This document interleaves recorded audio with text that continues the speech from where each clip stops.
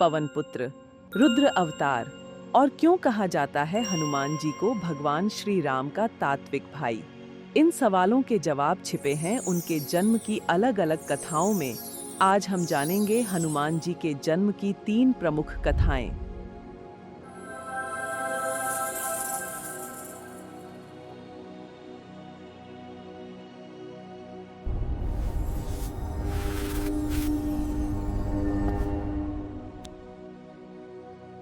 कहानी शुरू होती है माता अंजना से, जो पूर्व जन्म में पुंजिकस्थला नाम की एक अप्सरा थीं, लेकिन एक श्राप के कारण उन्हें वानर रूप में पृथ्वी पर जन्म लेना पड़ा।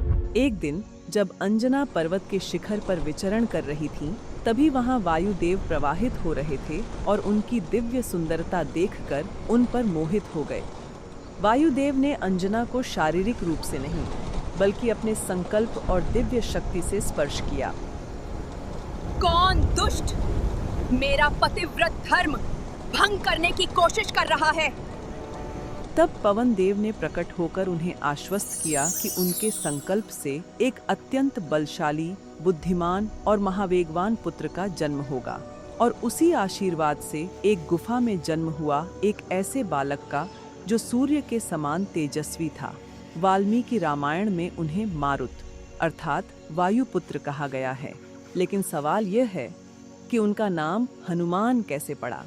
जन्म के तुरंत बाद जब बालक को भूख लगी तो उन्होंने आकाश में उगते हुए लाल सूर्य को देखा और उसे एक पका हुआ फल समझ लिया, और फिर अपनी भूख मिटाने के लिए उन्होंने बिना डरे सीधे सूर्य की ओर छलांग लगा दी। यह देखकर इंद्रदेव घबरा गए और उन्होंने अपने वज्र से उस बालक पर प्रहार कर दिया। वज्र की चोट से वह एक पर्वत पर गिर पड़े और उनकी बाईं ठुड्डी यानी हनु घायल हो गई। इसी कारण उनका नाम पड़ा हनुमान। लेकिन जब वायुदेव ने यह देखा तो वे क्रोधित हो गए और उन्होंने पूरे संसार की वायु रोक दी। तब सभी देवता भयभीत होकर आए और उस बालक को अमर और अजेय होने के वरदान दिए।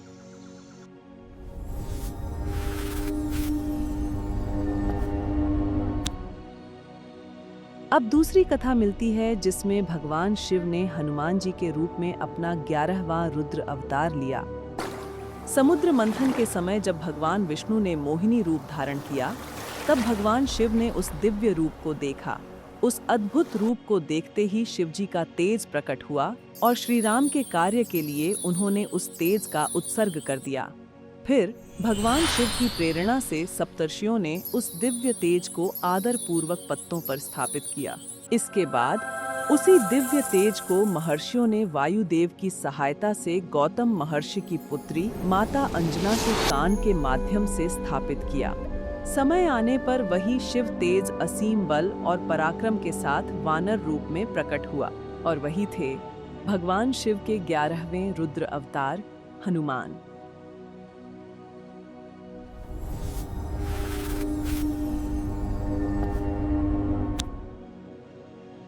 अब चलते हैं तीसरी कथा की ओर, जिसके कारण ही भगवान श्री राम और हनुमान जी को तात्विक रूप से भाई माना जाता है।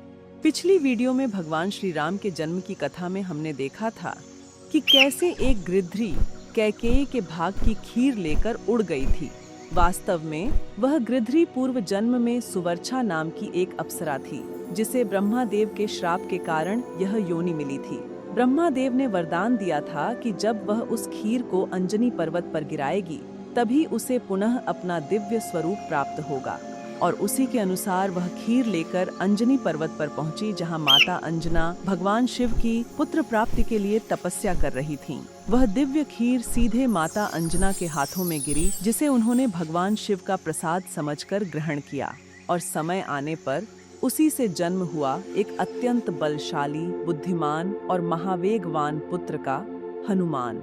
इसी कारण से भगवान श्री राम और हनुमान जी को तात्विक रूप से भाई कहा जाता है।